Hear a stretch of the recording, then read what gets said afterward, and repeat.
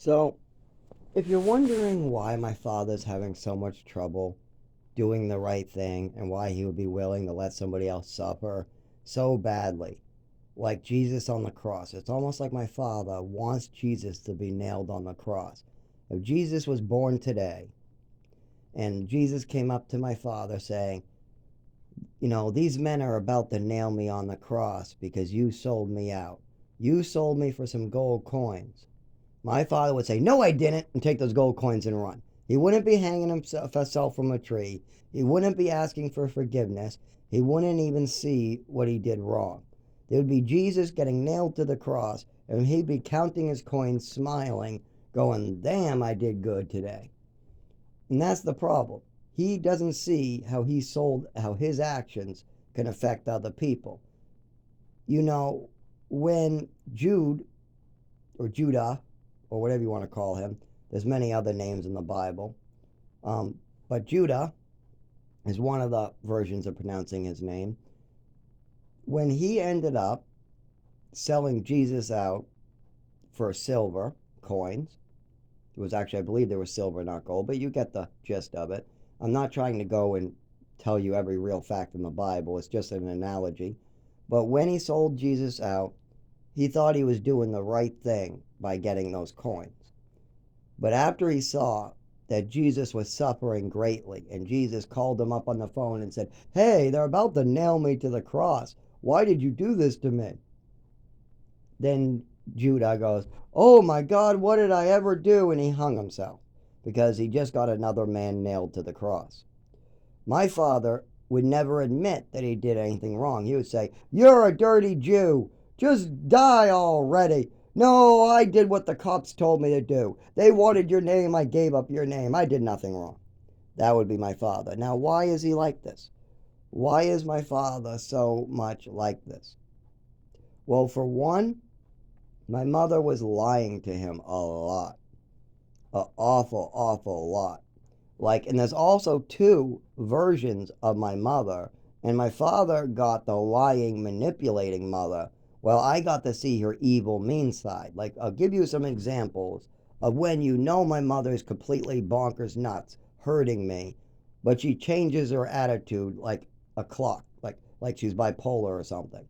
So when I jumped in a pool, I caught the back of my foot on a fence, and it ripped open the back of my foot. I was swimming in the pool, not knowing, and then people said, "Get out of the pool, get out of the pool."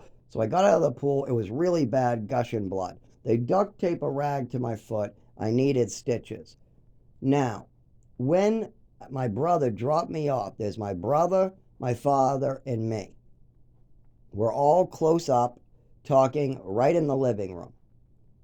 We tell my mother that I jumped in the pool and the back of my foot got caught. There's many witnesses, they say, to this event. So what does my mother do? She goes, "It's self-harming. He's suicidal. He just needs to be drugged and put on medication. It's self-harming." Yes, that's what it is. He's suicidal. He's doing it to himself. That's what it is. Then my brother and my father look at her like she's nuts. I say, "That's nuts. Stop that." And they go, "We don't think..." My brother's just horrified, just shaking his head. And my father goes, "I don't think that that's right." And then my mother goes, "Fine, it's not right. Fine, whatever." My father goes to walk away talking with my brother. Leaves again, they leave the crazy woman with me. Yeah, just leave the harmful crazy woman with the boy who keeps on getting hurt. Yeah, that's a great idea. Leave the orphan child with the crazy woman and everything will work out, right? So, anyways, they start walking away, and my mother gets her face real close to my face, sticks her nose touching my nose, and says, "I don't care what they say.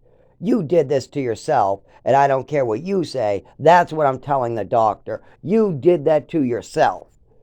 Did I? No, I did not do it on purpose to myself. I was just jumping in a pool like a normal kid. Did the other kids jump in a pool? Sure. Are they hurting themselves on purpose? No. They're having fun at a pool. That's what I did. I had fun at a pool with other kids. That's it. And accidents happen. But see, my mother wants to convince the doctor that I'm hurting myself on purpose. That way, when I'm an adult and I get hurt on accident, they'll always just blame me and they won't take any of the information, cutting off all doctors for the rest of my life. And my mother keeps up this behavior at the doctor's office where she calls everything self-harming. Everything's a mental illness. Every time I have an upset stomach, it's a mental illness. Every time I got a cut on the back of my foot from jumping in the pool, it's a mental illness. When I bump into furniture because I can't control my body properly, it's a mental illness. When I suck on my skin at age 7, telling the doctors I'm trying to see what it feels like, it's self-harming. Everything to my mother is some type of mental illness. And of course, that's why at the age of 32, when I go to the doctors for epilepsy, I can't get proper treatment. When they find me on the side of the road unconscious, covered in blood, and I go to the emergency room, they release me even if I can't walk out of there. Even if I fall in their parking lot, they still release me to fall in their parking lot on the way out. Why would this be done to me? This doesn't get done to people, does it? It does if you have a mother and father like mine. If your father allows your mother to make up stories at the doctors constantly about every little thing that ever happens, you will be in the most pain and suffer so severely that the only person I can think of right now that has suffered in this way is Jesus getting nailed to the cross. I don't know if you have ever had your organs fail or had parts of your body taken away, or if you've ever had a seizure on the side of the road, or if you ever have froze to death, or if you've ever fallen, cracked your head open and been left for 2 nights to freeze to death, or you've ever had to live outdoors in the woods for 4 years, or you've ever had to been beaten or drugged on poisonous drugs, or you've ever had your chemistry of your body changed by a crazy woman. I don't know if you've ever had these horrible things happen to you, like an overdose that was given to you, that somebody snuck pills into your medication, causing you an overdose. I don't know if these things ever happened to you, but they're not fun. And that's the problem, is that there are 2 versions of my mother at any given time.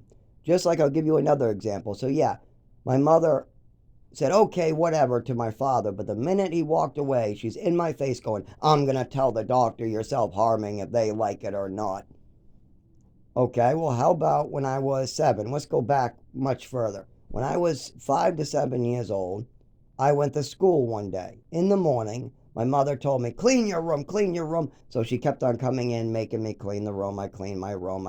She had me made my bed. My bed was made, but it had a couple wrinkles in it. I organized my counter. I pushed in the drawers, all that stuff. So then I go to school. I come back home, and my whole room, all my toys are gone. Everything I own, even stuff that people gave me from the school. So other kids gave me stuff to remember them by. Like when I was in the orphanage, a kid gave me some Lego piece to remember him by. That's gone. All the things that were part of my memory so I could remember my friends in the orphanage, all that is gone. Everything, it's all gone. So I asked my mother, why is all my toys gone? I'm like 5 to 7 years old, blue-eyed, blonde hair, just cute, going up, Mom, why are my toys gone? And my mother goes, because you like them better than me. Yes, you like the toys better than me, so I threw them away. And I'm start crying, and then I run off. An hour or 2 later, there's my father, somebody else in the kitchen, my mother and me. We're at a dinner table or something. I mentioned, Mom threw away my toys. And everybody looks at her like, why'd you throw away the kid's toys? She goes, because he didn't clean his room good enough. So I threw away his toys because he didn't clean his room. Well, here's the problem with that. She just said 2 things. Now, they both can be true. I'm not saying that she's lying because she gave 2 stories. What I'm saying is that both could be true or both are a lie. Either something is wrong where she's lying or there's different parts of this that are true. So my mother threw away my toys because she was jealous of them and she thought that I liked the toys better than her. That's probably true. I don't think she was lying to me when she said that. I think my mother really did think that I liked things better than her because she was always saying this crap. She was always talking about attachment disorder and how people like this thing better than her, and I'm less than a dog and I deserve to be treated like less than a dog, and all these crazy statements. So I definitely believe that, yeah. Do I believe that she threw them away because I didn't clean my room? No. But did cleaning the room come to her mind? Probably. She had me cleaning the room that morning. She probably saw me leave then she was thinking of how I like to play with my toys, smiling.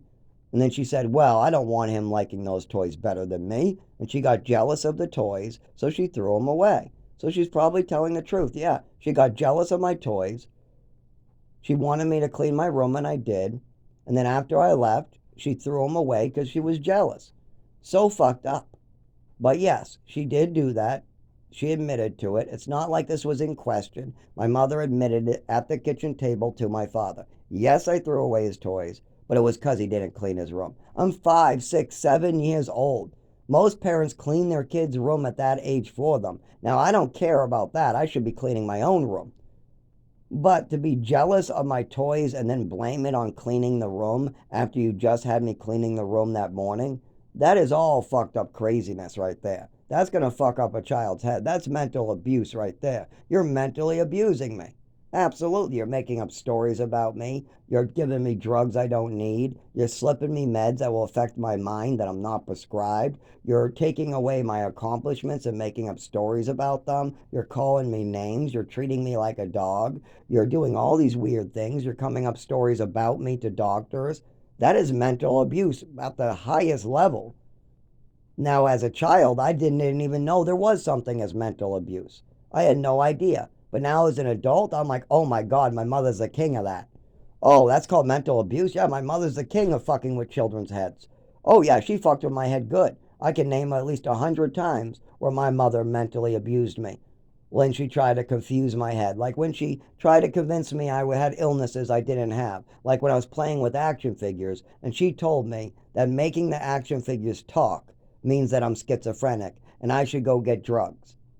That was crazy. You're fucking with my head. Or trying to convince me that me trying to look at a match means that I'm trying to burn down a house.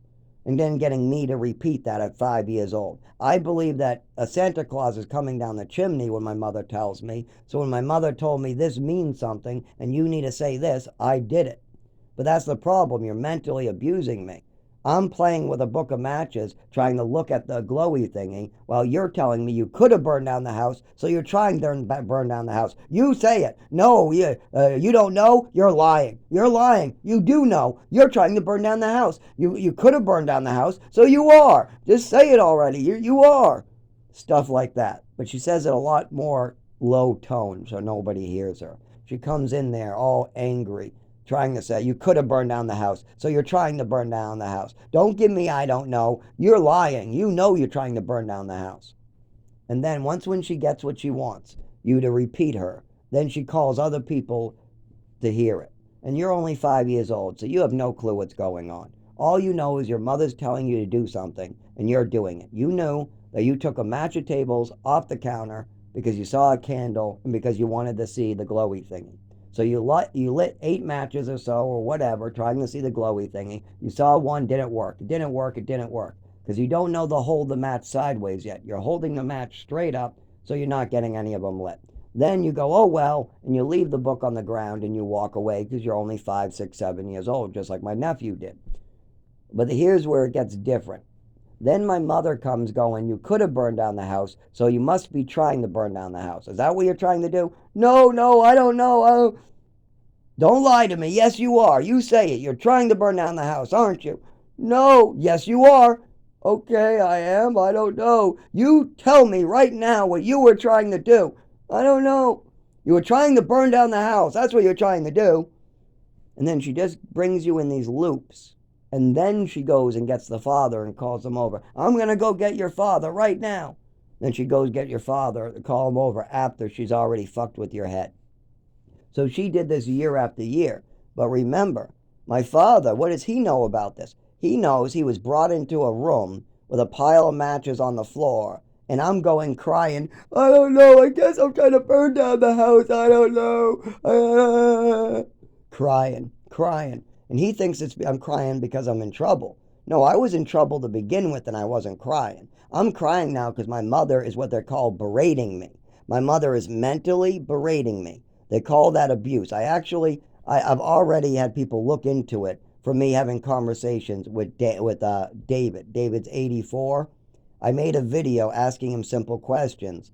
And they said, do you know that there's a thing called mental berating, mental abuse through berating? I said, what's that? And when they described it to me, I go, that's abusive? My mother did that to me on a weekly basis. You fucking kidding me? That's abuse? I didn't know berating somebody was abuse. Yes, it is. Oh, yeah, my mother did that to me on a regular basis.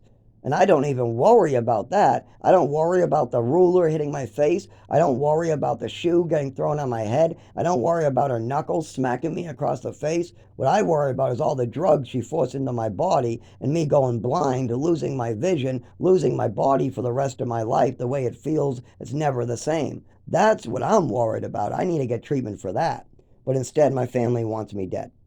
My family wants me not alive. All they have to do is pick up the phone, work with me, and I get to live a long, healthy life on epilepsy medication, and the doctors will have the medical file that they need. But instead, my family wants to keep their secret at the death of me. That they rather have that. They rather have a little orphan that was adopted into the family be the lightning rod for this crazy woman, and then when they're done with me, just throw me out like I'm trash. Okay, we used them up. Now it's time to throw them away.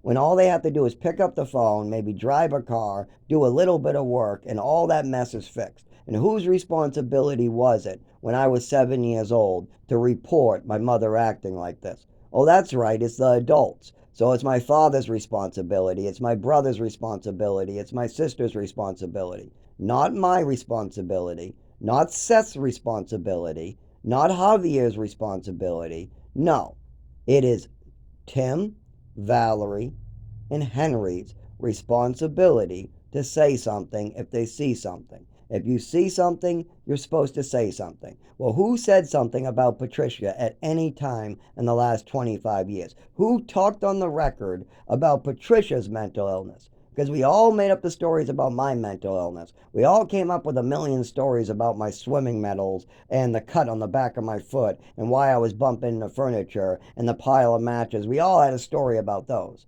But how about my mother's actions? How about her actions, like the Halloween curse? Who ever talked about how Zach gets sick every Halloween when his mother isn't getting her way? Who talked about that? Who talked about how I looked like I was going to pass out during my own adoption party and then told the courts who saw